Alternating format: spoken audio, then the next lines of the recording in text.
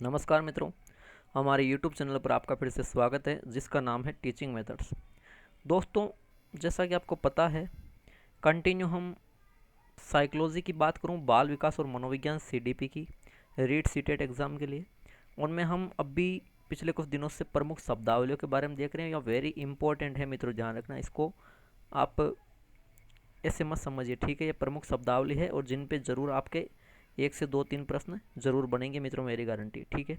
अब देखो, एक चीज़ मैं बता दूं कि कुछ कमेंट आ रहे हैं कि संस्कृत के एक तो, एक EVS के, और एक की प्रश्नोत्तरी वापस शुरू करवाई जाए। तो ये जो 31 से 40 आज करवा दूंगा मैं इसमें शब्द, और फिर एक वीडियो और आएगा, यानी कि 10 और है ये शब्द 40 से 50। उसके बाद वापस बहुत ही शानदार प्रश्न आने वाले हैं साइको के, वापस है ना, नए सिरे से वापस करवाएंगे वीडियो। ये 50 शब्द रहने वाले हैं। और इसके अलावा संस्कृत और EVS के कंटिन्यू कल से वीडियो अपलोड हो जाएंगे, ठीक है। तो देखिए, चलते हैं मित्रों, शुरू करते हैं अब इस वीडियो को। देखते हैं क्रमांक संख्या 31 क्या कहता है। सारे के सारे है वेरी इंपॉर्टेंट है मित्रों, और RBSC की बुक से है। 31वां है परिहारी प्लूति। परिहारी प्लूति, ये जो प्लूति शब्द है ना मित्रों, इसका अर्थ होता है जंप। क्या होगा? जंप। क्या होगा? जंप हो जाएगा, ठीक है। देखिए, जंप यानी कूदना। तो मित्रों, आपको जो क्रिया प्रसूत अनुबंधन जो सिद्धांत है स्किनर ने दिया था, वो आपको याद होगा। यहाँ लिखा है कि सीखने के प्रयोगों में लक्ष्य तक पहुंचने के लिए चूहों द्वारा पिंजड़े के बाड़े पर पंजा मारते समय अपने सिर को बचाए रखना। यानी जो बॉक्स था स्किनर का, जो चूहा है, उस पर क्या करना, गेट खोलने के लिए वो बार बार क्या कर रहा था, उस बाड़े पे पंजा मारता था, अपने सिर को हमेशा बचाए रखता था। और सीखने में अपनी नाक को बाड़े से टकरा देने, ये भी डर था, और खुद जाल में न गिर जाए, ये भी डर था। तो इन बचने के तरीके के लिए एक मेयर नाम का मनोवैज्ञानिक था, उसने ये शब्द प्रयुक्त किया है, परिहारी प्लुति। तो घुमा फिरा के प्रश्न ऐसे भी पूछ सकते हैं कि परिहार प्लुत या प्लुति शब्द का प्रयोग किसके द्वारा किया गया, तो आ जाएगा जॉन मेयर के द्वारा, ठीक है।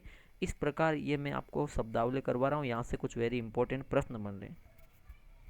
इसके अलावा शब्द तो बहुत है, लेकिन वो बहुत जो शब्द है जैसे कि विलोपन, सामान्यकरण, अनुबंधन, अनुकूलन, वो सारे के जो टॉपिक में ना वहाँ आ रखे, तो उनकी जरूरत नहीं, हो तो आपको पहले से तैयार है, ठीक है। लिखा है अंत में लक्ष्य तक पहुंचने का रास्ता खोल दिया जाए। अंत में क्या कर दिया, लक्ष्य का जो रास्ता है वो खुल गया है, फिर भी ये उपयुक्त बचाव वाली उछल कूद करते रहते हैं। फिर भी वो वापस क्या करते हैं, उछल कूद कंटिन्यू करते रहते हैं, कंटिन्यू वो जंप कर देते हैं। तो उनमें एक आदत सी हो जाती है। इससे कहा जाता है मित्रों परिहारी प्लुति, याद रखना, वेरी इंपॉर्टेंट है। आगे चलते हैं मित्रों, 32वें पे। 32वां है असामान्य व्यवहार। क्या है मित्रों? असामान्य व्यवहार। एक होता है सामान्य व्यवहार और एक असामान्य व्यवहार। मनोवैज्ञानिक जब आप शाखा पढ़ोगे तो उसमें सामान्य असामान्य दोनों प्रकार की शाखाएं हैं। तो असामान्य व्यवहार क्या होता है, असामान्य या असाधारण, यानी ऐसा व्यवहार जो सामान्य से हट करो, यानी कि असामान्य हो गया। यह प्राय कुसमायोजित व्यवहार को इंगित करता है। यह प्राय किसको इंगित करता है? कुसमायोजित व्यवहार को इंगित करता है। कुसमायोजित यानी कि जिसका समायोजन नहीं हो पाता। किसी स्थिति में समायोजन जब नहीं हो पाता है तो कुसमायोजित व्यवहार करता है व्यक्ति या बालक, उस चीज को इंगित करता है, उसे ही कहते हैं असामान्य व्यवहार करना। असामान्य व्यवहार करना, असामान्य व्यवहार यानी कि कुसमायोजित के कारण। आगे चलते हैं, नंबर 33वां है उप्रति या वर्जन। क्या है मित्रों? उप्रति या वर्जन, दो नाम आ रखे। देखो, वर्जन आप जानते हो, वर्जित नाम सुना आपने, वर्जित, उसी से बना है वर्जन। वर्जित कह सकते हैं, वर्जन वर्जन भी कह सकते हैं, उप्रति भी कह सकते हैं, या जिसे निषेध नहीं कह सकते, क्या बिल्कुल कह सकते कि धूम्रपान निषेध है, धूम्रपान वर्जित है ना, निषेध भी कह सकते हैं, वर्जित भी कह सकते हैं। इसका मतलब क्या है मित्रों, कि किसी विशेष व्यसनकारी पदार्थ, व्यसन का अर्थ क्या होता है? आदत, लत, आदत या लत जिस चीज से पड़े, ऐसा व्यसनकारी पदार्थ का उपभोग करना अथवा किसी विशेष व्यवहार को पूर्णतः रोकना। जैसे कि कोकीन हुआ, शराब हुआ, अफीम हुआ, चरस हुआ, निकोटीन हुआ, धूम्रपान हुआ, तंबाकू हुआ, इन सब का जो सेवन करता है ये व्यसनकारी पदार्थ है ना, मादक पदार्थ है जिनकी लत पड़ जाती है। इनका उपभोग यानी कि जो इनको यूज़ कर रहा है, जो इनका सेवन कर रहा है, उस चीज़ को रोकना या किसी विशेष व्यवहार को पूर्णतः रोकना, इन चीज़ों का सेवन को रोकना, इसे उपरति भी कहा जाएगा और वर्जन भी कहा जाएगा। वर्जन तो आपने सुना होगा लेकिन उपरति नाम से ही सुना है ना, तो इसलिए ये मैं प्रश्न लेकर आया। बहुत अच्छा प्रश्न है। आगे चलते हैं क्रमांक संख्या 34वें पे। क्रमांक संख्या 34वां देखिए, अंतर निरीक्षण। क्रमांक संख्या क्या है? 34वां, अंतर निरीक्षण। अंतर यानी कि अंदर, अंतर यानी अंदर और निरीक्षण यानी देखना। मतलब क्या हुआ? अंदर की ओर देखना। अंदर की ओर देखना मतलब खुद की जो आत्मा होती है ना, उस आत्मा की पहचान करना। यानी कि स्वयं के, पहली बात तो इसमें स्वयं का ही अध्ययन किया जाता है। आपने पढ़ी होगी अंतर निरीक्षण विधि ना, तो इसमें स्वयं का ही अध्ययन किया जाता है। खुद के सचेतन अनुभवों, सचेतन यानी कि चेतना सहित, खुद को मालूम है, चेतना सहित खुद के अनुभव क्या है, और अनुभूतियों और उसके अनुभव और जो भी उसने अनुभूति की है वो उनके अंदर देखने की प्रक्रिया। आपने कहते ना गिरेबान में झांको, तो उस गिरेबान में झांकने की, खुद का निरीक्षण करने की कि खुद के व्यवहार कैसे हैं। खुद का निरीक्षण में क्या? खुद का व्यवहार कैसा है, खुद का स्वभाव कैसा है, आचरण क्या है, खुद के गुण क्या है, खुद के कौशल आदत क्या है। इन चीज़ों को जब निरीक्षण, यानी निरीक्षण मतलब होता है देखना, और देखना भी किस प्रकार? सूक्ष्म रूप से देखना, है ना। जब सूक्ष्म रूप से उसका बारीकी से देखा जाए, उसका अवलोकन किया जाए, निरीक्षण किया जाए, प्रेक्षण किया जाए, उसे कहते हैं मित्रों अंतर निरीक्षणता। आगे चलिए, 35वां प्रश्न क्या कहता है?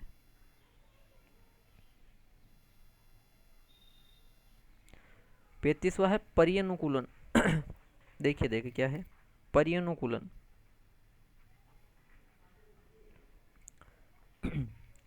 पर्यानुकूलन नाम से तो दिख रहा है अनुकूलन, पर्यानुकूलन। जब हम पर्यावरण लिखते हैं तो उसमें परि आता है ना, परि प्लस आवरण, तो पर्यानुकूलन यानी कि चारों ओर अनुकूलन। ये निरंतर मिलने वाले, निरंतर या लगातार मिलने वाले किसी उद्दीपन, ये उद्दीपन क्या है? उद्दीपन होता है कोई बाहरी स्थिति, कोई बाहरी, ये हलंत है ठीक है, कोई बाह्य स्थिति, कोई बाहरी परिवर्तन कह सकता हूँ, उसके प्रति अनुकूलन कर लेना, कोमा लगाया हुआ है। या फिर कोई भी नवीन सामाजिक परिस्थिति हो, उसके साथ एक तो मानसिक और एक सामाजिक समायोजन कर लेना, उस समायोजन की स्थिति को कहते हैं पर्यानुकूलन।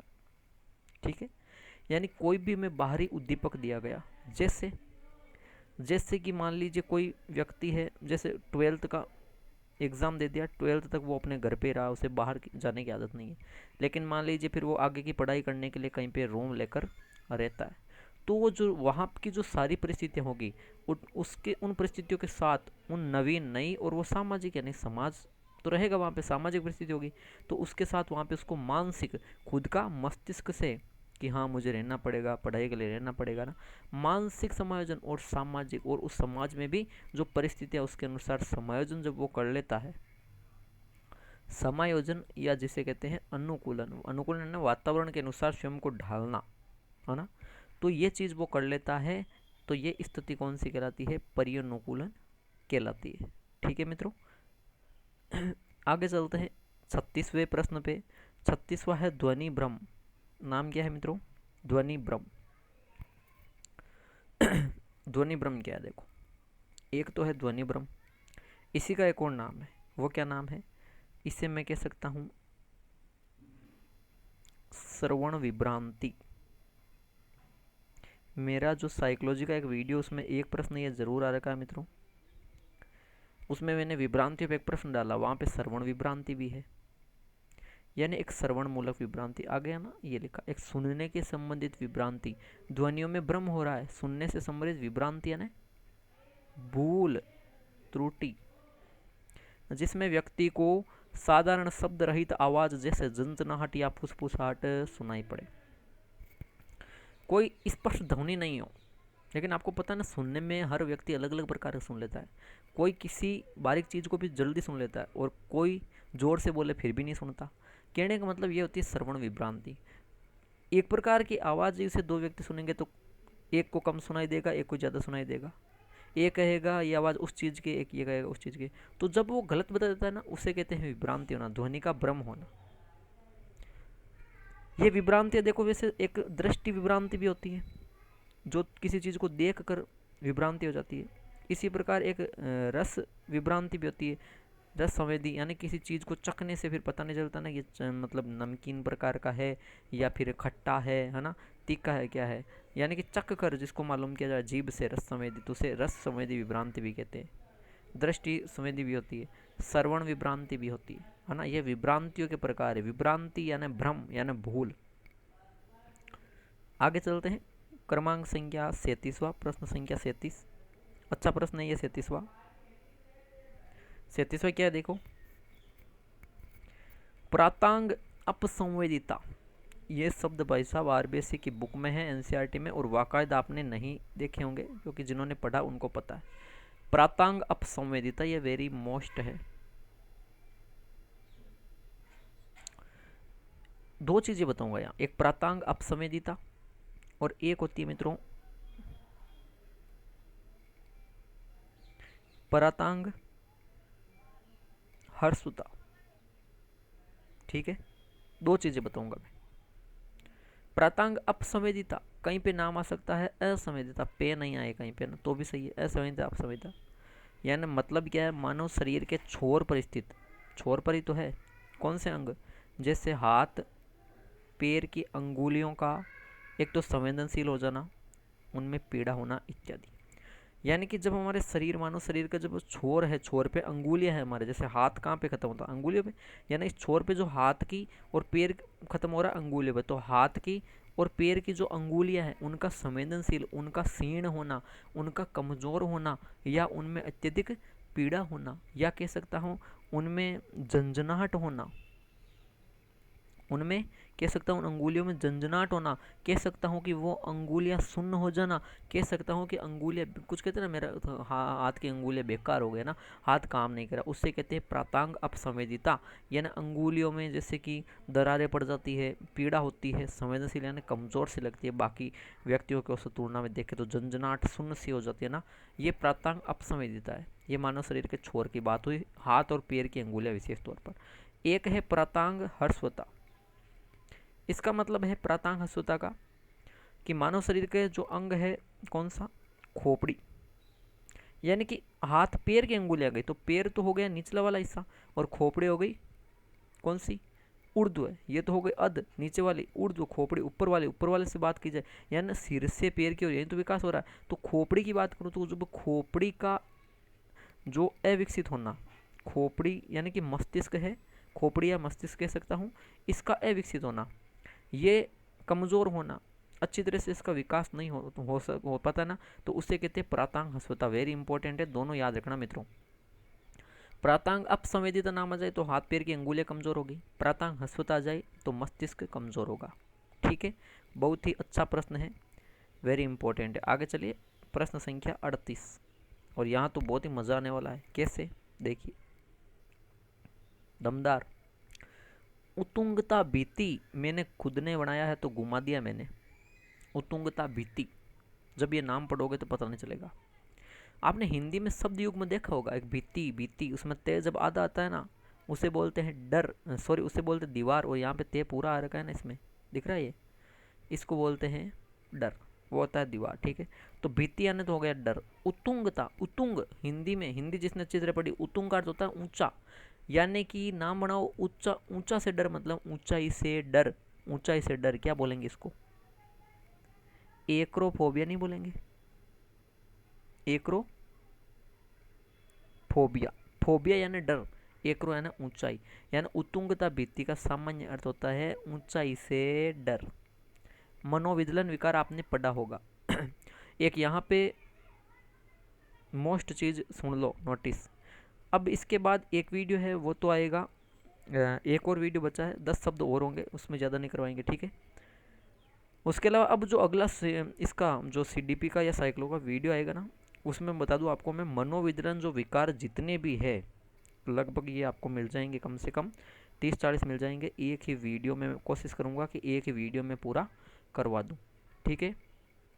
जितने भी, जैसे कि आपने पढ़ा होगा हाइड्रोफोबिया, है ना, और अलग अलग प्रकार के पढ़े होंगे, हाइपोटोनिया, क्लाउस्ट्रोफोबिया, है ना, पायरोफोबिया, एक्रोफोबिया, सारी चीज़ें पढ़ी होगी। तो वो सारे मनोवितरण विकार होते हैं। डिस्केलकुलिया, डिफ्लेक्सिया, है ना, ये सारी चीज़ें इसमें आ जाएगी।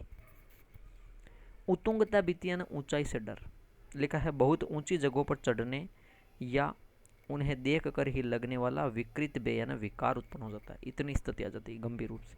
ये होता है उत्तुंगता भीति, नाम घुमाया हुआ है ना, इसलिए मैंने कहा कि रटो मत, समझो। और भी बता देता हूँ आपको, फोबिया जैसे 5-7 है, बाकी के अलावा इसमें जो भी विकार आएंगे 30-40, उसका मैं अगला नेक्स्ट वीडियो इसी पे बढ़ाऊंगा, ठीक है। पूरा देख लेना, उसके अलावा कुछ भी नहीं छूटेगा। क्यों?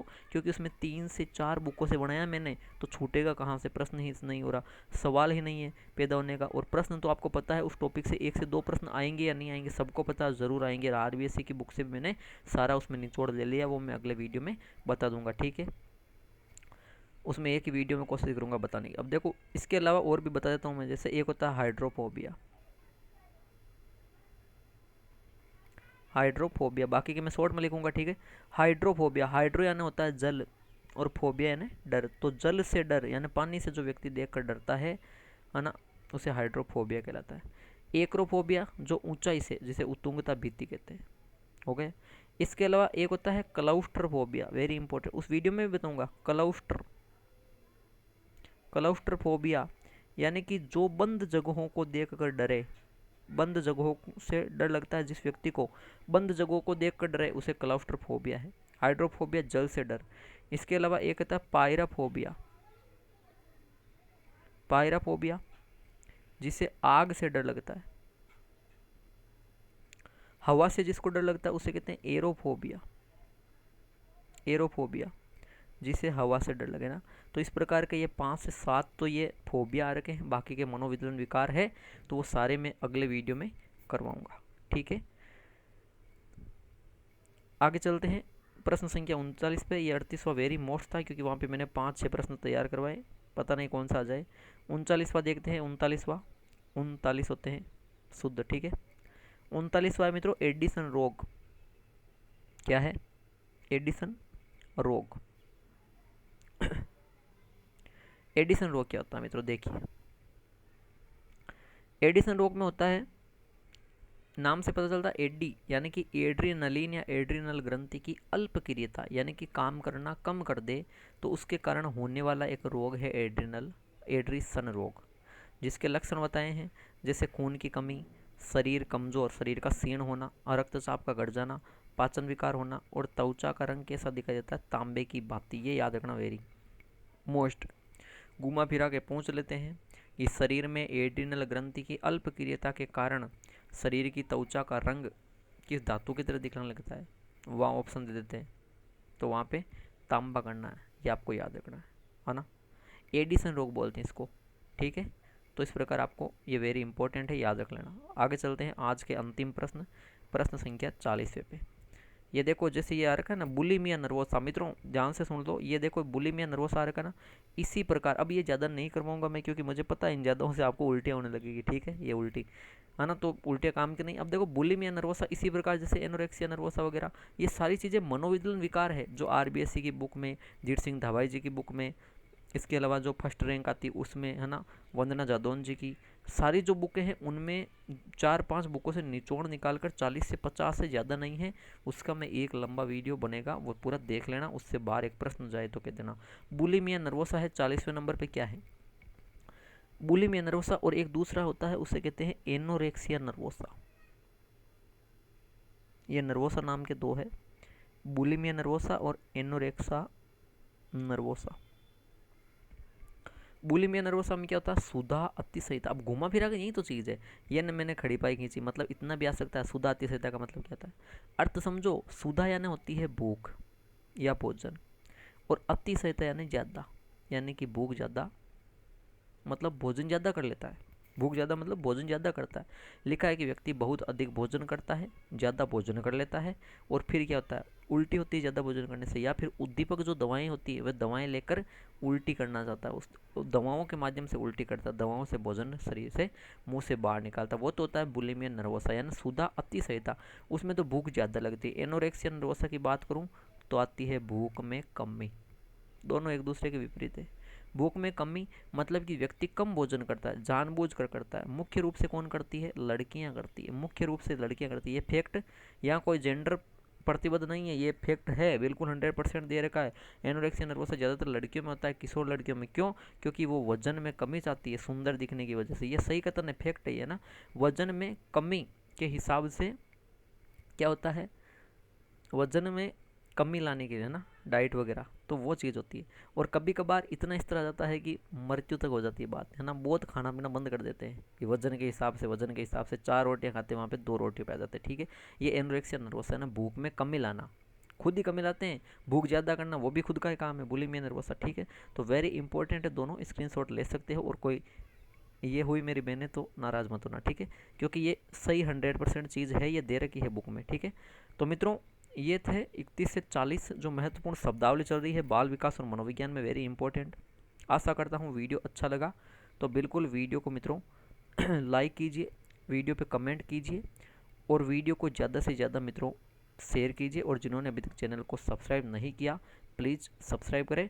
और जैसे कि अगला वीडियो मैंने बता दिया, अब कल से संस्कृत, ईवीएस और साइको के जो वीडियो मैंने बताया अभी, ऐसे प्रश्नों से मनोविज्ञान विकार का नया टॉपिक आएगा बाकायदा। आरटीई की धाराओं का शानदार ट्रिक के साथ वीडियो आएगा। साइकोलॉजी का अगला वीडियो आरटीई 2009 की जो 38 धाराएं, उन धाराओं का आएगा। एक ही वीडियो में सब कुछ याद हो जाएगा। इसके अलावा मनोविज्ञान विकार का आएगा एक वीडियो, है ना। तो मित्रों, मिलते हैं अगले वीडियो में। वीडियो देखने के लिए धन्यवाद।